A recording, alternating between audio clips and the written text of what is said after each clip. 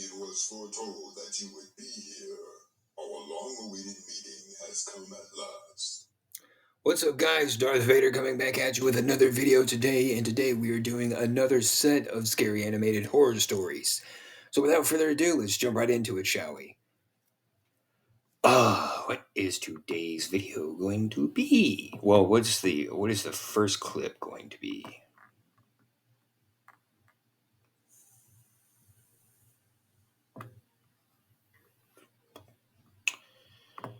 Creepy cinema?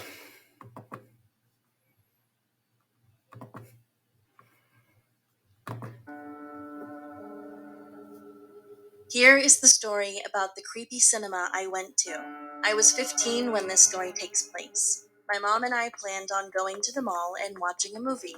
Since our favorite mall was far, we decided to watch a movie at a place nearby that we hadn't been to. We found a mall named Star Mall Alabang. This mall came from the Philippines, and there's been a crazy rumor about it having been built on top of a really old cemetery. Well, goddamn, someone doesn't know how to spell tickets. What the fuck? Um, I'm not gonna get into the whole bullshit. I mean, the whole country itself, all of America is built on a burial ground. So it wouldn't be surprising if a place like a mall or something is built on top of an old cemetery. We went inside, heading straight to the ticket booths. The ticket booth line was empty. I looked around and noticed we were the only ones there. At first, I didn't actually mind because that meant we would be first in line and would probably get the best seats. My mom and I hurried through the halls to get to our theater because our movie was about to start. Both of us expected there to be a few people in the movie theater, and yet there was no one in the theater. Every single seat was empty. What made the situation even more chilling was when the lights dimmed and it was only us in there. We couldn't handle how eerie it was, so we ran back out of the theater. Then, to our relief, we saw two girls walking through the doors of the theater we were just in. We headed back into the theater feeling more comfortable, knowing there were at least two other people there. We picked out our seats near the two girls and sat patiently waiting for the movie. While the trailers began playing, we didn't pay much attention, but I remember hearing a few people come in and sit behind us. I even heard a few whispers and chatter at that time. My mom remarked that it was silly that we had been so paranoid, and that maybe no one was in the theater yet because we were very early. This is when the story takes a creepy turn. The movie started, so as should be expected, my mother, the two girls, and I were giving the movie our full attention. After most of the movie had played, I needed to go pee. Despite having heard many people join the theater with us, I still felt scared. I asked my mom to go with me because I didn't want to go alone. She said, "Just go alone. The washroom is near." The movie was probably about to finish, so I She said, "Fuck you." figured I could just wait to go to the bathroom. I ain't gonna miss the best part, you know? I tried to hold it, but I couldn't. If I waited for the end of the movie, I'd definitely pee my pants. Well, For dude, just go. sure. I moved through the row we were in so that I could get to the aisle and start making my way down the stairs to the exit. Maybe I was being nosy, or maybe it was just out of habit. But I decided to look around and see if anyone else in the crowd was enjoying the movie. What I saw, or rather what I didn't see, stopped me in my tracks. There was no one at the cinema besides us. I had a mini heart attack because we literally just heard a few people going in earlier, and I could hear their talking too. As in, we are the only people that's been watching. I was too freaked out to go to the bathroom, so I hurried back to my seat. I would hold my pee until the movie was finished. When the movie finished and the lights were turned back on, the two girls and my mom were talking about the movie. You know, the usual, giving their opinions and stuff, as I Yeah. sat frozen in my seat. It wasn't until they turned around to check the seats around us that they also realized that we were completely alone. "Where's the others?" they asked. I stayed quiet because I do not want to talk about it.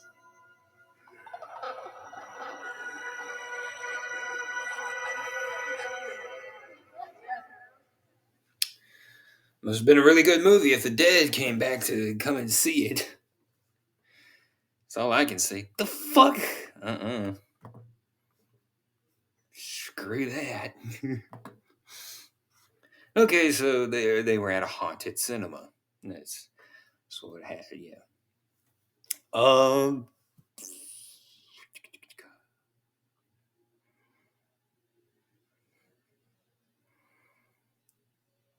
what else?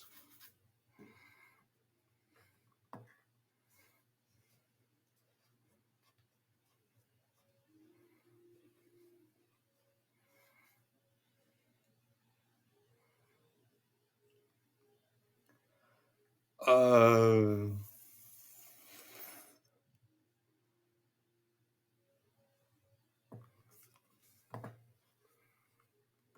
an encounter with a girl. Ooh, spooky. My name is Kushi Singhal, and I'm a 17-year-old living in Delhi, India. So the story goes like this. This incident happened to me a few months back. One day, I was returning from coaching classes, and as usual, people were crowded on the streets, and the hour of the day was also a busy one, probably 6 in the evening. I was really tired that day, so I decided to book a cab home for myself instead of taking the bus. It was a distance of about 21 miles between my home and class, and it took about 1.5 to 2 hours to reach home. While I was in the cab, Why the fuck don't you live closer to school? I'm sorry. suddenly I was shaken a bit, and the car stopped just about a mile away from my home, but because it was so dark, it seemed to be a pretty long journey. So I decided to walk home as it was too late to take another vehicle. Yeah, it was After walking terrible. for a few minutes, I realized that a girl, probably the same age as me, was sitting behind the bushes just nearby where I was standing. That's not behind the bushes, that's in front of the bushes. The girl if she needed any kind of help, and then she gently lifted her head up and said in a low voice, "Thank you for your concern. Actually, I have hurt my leg while I was walking by the side. Could you please..."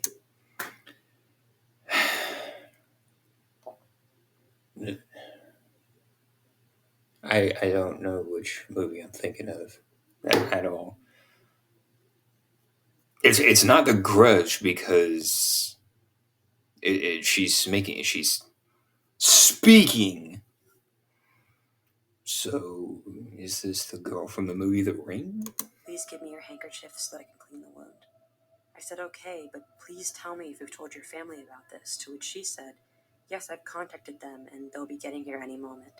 But the wound is really hurting and I need to cover it as soon as possible." Okay. So I searched my bag, and as soon as I was about to give her my handkerchief, an old man came towards me, grabbed my arm, and immediately took me to the other side and said, "Hey kid, I was watching you for a few minutes.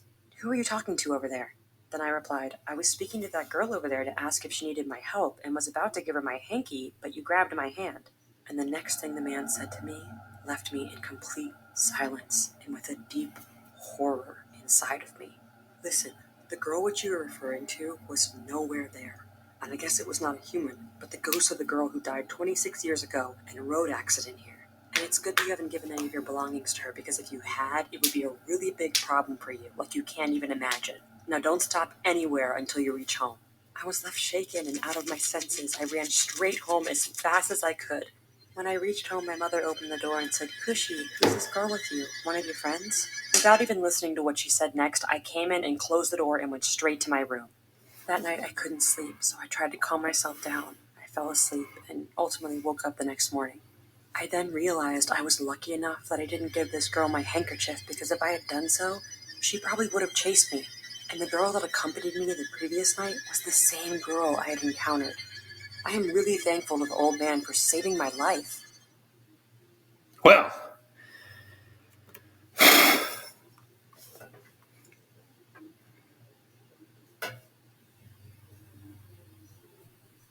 what?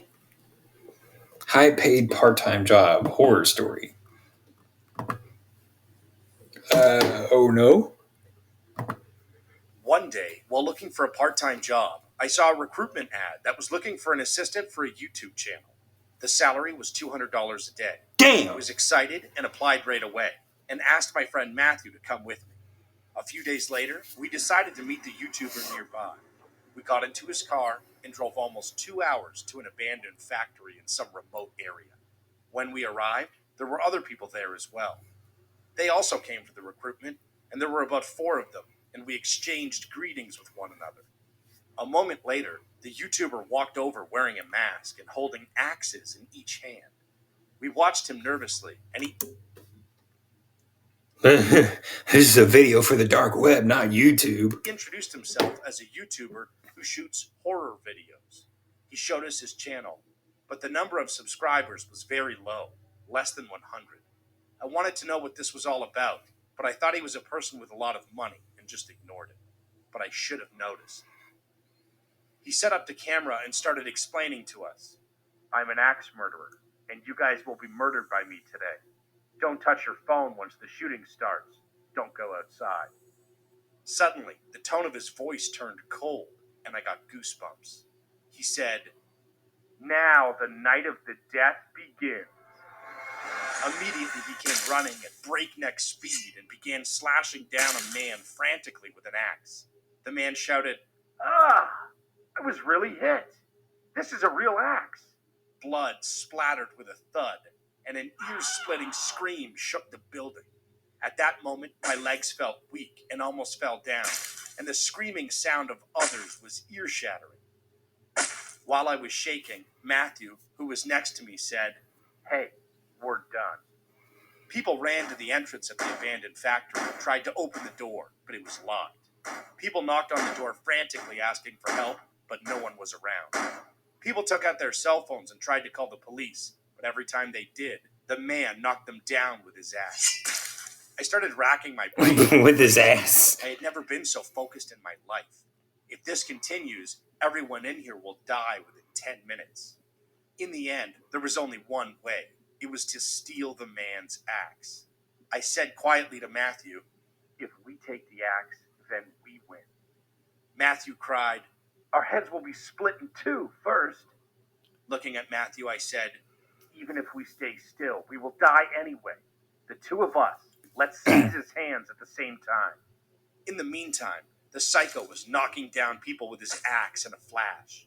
Several people were bleeding and moaning on the floor. At that time, a man attacked the psycho, and the two started fighting. At that moment, I told Matthew, "Hold his left hand." Matthew and I ran frantically and grabbed the psycho's hands.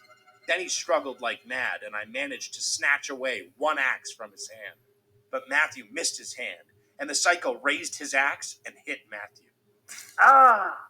Matthew's scream and fury Well, that's quite the reaction to being hit by an axe. infuriated me, and I slammed the psycho's back with all my might with the axe. He groaned and fell to the floor. I continued to hit him with the axe with all my might, and he fell, bleeding, and never got up again. I gasped for breath and called the police, and when the police arrived shortly after, the scene was horrendous. 2 people died, and 2 were seriously injured. You don't say! Seriously injured, and they were all taken away by an ambulance. The psycho was dead. The police checked on the camera he was filming, which vividly recorded scenes of people being murdered by an axe. The police were in great shock. I searched for his YouTube channel that the psycho had told me about. There were about 3 videos uploaded, but all of them were videos of him attacking many people with an axe. In the video, he was running with an axe, chasing people. Then the screen went black, only the dull sound of the axe hitting and people screaming. Then, at the end, the man appeared on the screen again, holding an axe stained with blood. If you're curious about the actual video, click on the link in the description. You can see the actual murder scene for $100. And I could see people lying down far away. When I entered the link, a strange website appeared with a number of actual videos uploaded. I informed the police about this, and they began to search for additional victims. I don't know what happened after that. Much time has passed, and Matthew and I are still friends, but he still shudders when he thinks of that day, and he still has a big scar on his shoulder. Fucking psychopaths, man. Well, yeah, I mean, yeah. That is disturbing as all hell, I will say. It's fucked up as all hell, too.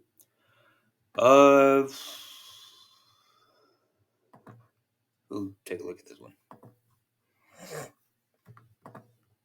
Dang it. I work in a Fuck! grocery store. The owner of the store was a man named Randy, and one day he told me a strange story. 20 years ago, Randy worked at a grocery store in the same neighborhood. Back then, there was a coworker named Curtis, and the two became friends as they worked together. One day, Curtis confessed that he had murdered someone before, and when Randy scoffed at him, thinking it was a joke, Curtis said it is true, and he doesn't get arrested by the police, even if he kills people. So when Randy told him to stop joking, Curtis said he would prove it. One day, while the two were looking for a target, they found a man walking alone in the alley, and Curtis abducted and murdered him. Randy said this is all he knows. He said he has no idea what Curtis did to the man. After a while, a man in the neighborhood was reported missing. The police broke in and interrogated Curtis, but there was no evidence against him. So Randy kept asking Curtis how he did that, but he didn't tell him anything. After all, time passed by and Randy felt a sense of guilt. However, he didn't have the courage to report the incident because if he does, he would make himself an accomplice. Randy told me it has already been 20 years, warning me to always watch out for people. It is hard for me to believe what he said. I just thought he made up the story. Then one day, a man named Curtis dropped by our store. Randy greeted Curtis and introduced him to me. I felt a sense of uneasiness. He is that murderer? He was an average-looking man. He was rather kind-looking. Curtis greeted me with a relaxed face. After That's usually how it goes. a while Randy was away, I asked Curtis, "Hey, there is something that Randy told me. Is it true?" Curtis suddenly stiffened and asked what I'm talking about. I hesitantly said, 20 years ago. Then Curtis cut me off, saying, "Oh, of course that's a made-up story. Does that make sense?" Then he got up from his seat with a grave face. After a while, on his way out of the store, he said, "Would you like some candy?" Then he handed me a piece of candy wrapped in a transparent paper. I took it, but I didn't eat it. He kept looking at me, as if demanding me to hurry up and eat it. As I refused to eat, he asked for it and took it back. From that day on, Curtis kept coming to the store, approaching me every time. He kept asking me to go for a walk or go out to eat, but I constantly refused him. Then Randy came to me one day and said, "Looks like you've become a target of Curtis. Run away. Don't ever come back here again. Call the Far away police. to another neighborhood. Don't let him find you." I actually quit working after a few days. Fortunately, I no longer had to run into Curtis, but endless fear and doubt lingered in my mind. But after a while, I heard news that Randy was missing. The police found that Randy had last left the store with Curtis and started investigating Curtis. And finally, they found Randy's hair in Curtis's house. However, no matter how hard they searched Randy's body, they just couldn't find it. After persistent investigation, the police finally found something in Curtis's house. There had been a hidden space in the ceiling of his house. In the ceiling, there lay Randy's body. Holy Also, there was a hell. concrete wall. When the wall was drilled, white bones and corpses were found. The DNA test of the bone revealed that it was the man who was missing 20 years ago. Curtis was sentenced to life in prison. It'll always catch up to you. No matter what you do, it will catch up to you.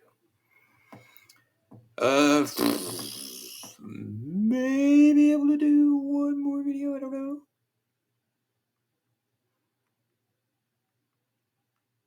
If I can find one short enough.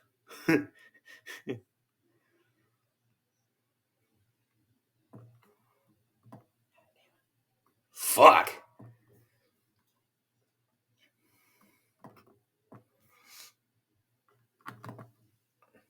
Wansee Entertainment. I'll try and find one more video if I can. We'll do this one. Actually, true horror experience. Hi, I'm Jin, and I wanted to share this experience with you. Back when I was 6 or 7 years old, I used to not believe in ghosts or anything considered paranormal because of my mom's influence that these are just hoaxes. But that changed when we went on vacation for the very first time to my mother's hometown. It's a province. There are a lot of trees, crops, and farms. On our way there, when we got on our second ride, which is an open window bus, there was this man who was sitting behind our seat. He looked around 50 to 60 years old, and he had a cane with him. Once he had sat down, I looked at him and he smiled at me. My mother was asleep at that time. The man gave me a candy, and as a 7-year-old kid, I took the candy and ate it. When we arrived at our destination, I said goodbye to the man, and he smiled again. Fast forward to nighttime, when we were sleeping. At around 3 to 4 a.m., I felt sick in my tummy, so I got up. And because the bathroom was outside the house, I felt scared. But none of the people in the house were awake, and I didn't want to wake them up because they were tired from the trip. I gathered all my courage and went out to the bathroom, which is at least 10 steps from the house. Though it wasn't very far, it was just really scary. It was cold, and when I got in the bathroom, I threw up, and it was green, the same color as the candy that the man gave me. Once I was done and flushed the toilet, I looked on my side, and there was someone. What the fuck? And the person was just smiling. Then it hit me, but the person was the man who sat behind us on the bus. I got more scared when he started to call me by my name, so I ran back to the house. I woke up my mom and told her what happened. She first thought it's just because I was dreaming, because there was no way someone could have been there due to the way that the bathroom is built. The bathroom was at the edge of the land it was built on. Okay. There was only at least 4 or 5 inches on the side. So that means that the window was put there so no one could take a peek while someone's using it. My mother got out and went to the bathroom with me to reassure me that there was nothing wrong, till she saw the fingerprints on the window. She immediately called my father to check around, but he saw no one.